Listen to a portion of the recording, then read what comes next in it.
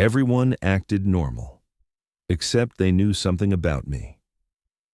No one warned me when it started because there was nothing to warn about. Everything looked the same. People smiled the same way. Conversations followed their usual rhythms. The world didn't glitch or crack or slow down. That was the first problem. If something had gone wrong visibly, I would have trusted myself. Panic would have been justified. Fear would have made sense. But nothing broke. Nothing announced itself. The city kept breathing, and everyone kept acting exactly the way they always had. Except for one thing I couldn't explain. They were watching me differently, not openly, not in ways I could call out, just enough that I noticed after the moment had already passed. A cashier's eyes lingering half a second too long. A stranger on the train stopping mid-sentence when I looked up. A coworker smiling as if I'd just said something out loud, even though I hadn't spoken. Each moment on its own was nothing. Together, they formed a pattern. At first, I assumed it was paranoia. Stress has a way of turning coincidence into meaning. I told myself I was projecting, reading intention where none existed. That explanation worked. For a while. Until people started reacting to thoughts I never shared. I would think something small and private, something unimportant, and seconds later, someone nearby would respond as if I'd said it. A nod, a look of understanding, a quiet laugh. Once, waiting in line, I thought, this is taking too long. The man in front of me turned around and said casually, "It'll move soon." He didn't look confused. He didn't apologize. He said it like reassurance. That night, I replayed the moment again and again, trying to break it down logically. Maybe I'd sighed. Maybe I'd shifted my weight. Maybe he'd guessed. But the feeling wouldn't leave. It wasn't that he had heard me. It was that he had known. Over the next few days, it became harder to ignore. People didn't ask me questions they normally would. They skipped steps in conversations as if background information had already been exchanged. They spoke around me with a strange familiarity, choosing words carefully, like they were avoiding something we'd all silently agreed not to mention. Once, in a meeting, someone said my name and stopped. The room went quiet, not awkward quiet, not confused quiet, expectant quiet, as if they were waiting to see whether I would acknowledge something. I didn't. The conversation continued, relieved. I started paying attention to faces. That's when I noticed the expressions, neutral, calm, polite. But beneath that, something else lingered, a shared restraint, the look people give when they know a secret that isn't theirs to tell. I searched for anger, fear, curiosity. There was none, only awareness. The worst part wasn't being watched, it was being handled. People adjusted around me subtly. Conversations changed direction the moment I entered a room. Topics drifted away from certain subjects with unnatural precision. Someone would start to say something, hesitate, then choose different words, not because they were afraid of offending me, because they were afraid of reminding me. I tried confronting someone, a friend I trusted, someone I'd known for years. I asked directly if something was wrong, if I'd done something, if people were talking about me. They looked relieved, genuinely relieved that I'd asked. Then they smiled softly and said, "You're doing fine." That was it. No confusion, no questions, just reassurance. The kind you give to someone standing too close to the edge. After that, I noticed how often reassurance followed my presence. "You're okay. Everything's normal. Don't worry about it."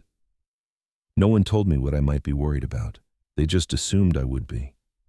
The dreams started soon after. I dreamed of rooms full of people speaking in low voices. Every time I tried to listen, the sound faded, replaced by a dull pressure in my ears. When I asked what they were talking about, they smiled and said, "You'll remember when you're ready." I always woke up before I could ask remember what. One morning, I caught my reflection doing something strange. I was brushing my teeth, half awake, staring at myself without really seeing. For a moment, just one, I had the overwhelming sensation that my face was being observed from the inside, not controlled, observed, like something checking whether I noticed. When I blinked, the feeling vanished, but I didn't feel alone anymore. As days passed, the awareness spread. It wasn't just strangers. It was everyone.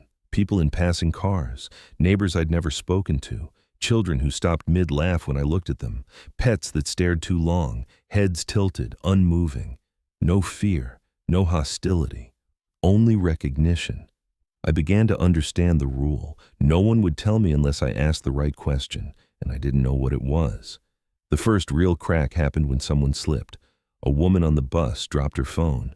When she picked it up, she looked at me instinctively and said, "Sorry, I forgot for a second." Forgot what? She froze. Her eyes widened just enough to register panic, real panic this time. Then her face reset. Calm returned like a mask snapping back into place. "It's nothing," she said quickly. "You're fine." Too quickly. Too practiced. That night I searched my name online. Nothing unusual, no records, no stories, no rumors. But something else felt wrong. Search results behaved strangely. Pages refreshed without reason. Autocomplete suggestions vanished as soon as I noticed them. It felt like information rearranging itself faster than I could follow, protecting something, or protecting me from it. I started writing things down, my thoughts, my suspicions, moments that felt wrong. The notebook filled quickly. When I reread it, entire paragraphs felt unfamiliar, as if they'd been written in my handwriting but from a slightly different perspective. Some lines were crossed out. I didn't remember crossing them out. Above one paragraph, a single sentence was written neatly, "Not yet." That's when the fear finally arrived. Not fear of people, fear of myself. What if they weren't watching me to judge me? What if they were watching to see whether I would remember? The final confirmation came quietly. I was walking home at night, the street empty except for a single figure standing under a streetlight. As I approached, they looked up and smiled. Not surprised. Relieved. "I was wondering when you'd start noticing," they said. My heart pounded. I asked the question I'd been avoiding since the beginning. "What do you know about me?" They tilted their head, studying me carefully. "Enough," they said, "but not more than you." Then they stepped aside and let me pass, like the conversation was over. Like the test had been postponed. Now, everywhere I go, people act normal. They talk about weather, about work, about nothing. But they adjust, they monitor, they wait. And I understand why, because if I remember all of it at once, if whatever I forgot comes back too fast, it won't just change me, it will change them. I don't know what I was, I don't know what I did, but I know this. They aren't hiding something from me. They're protecting the moment when I finally stop needing protection. And when that happens, no one will act normal anymore, especially me.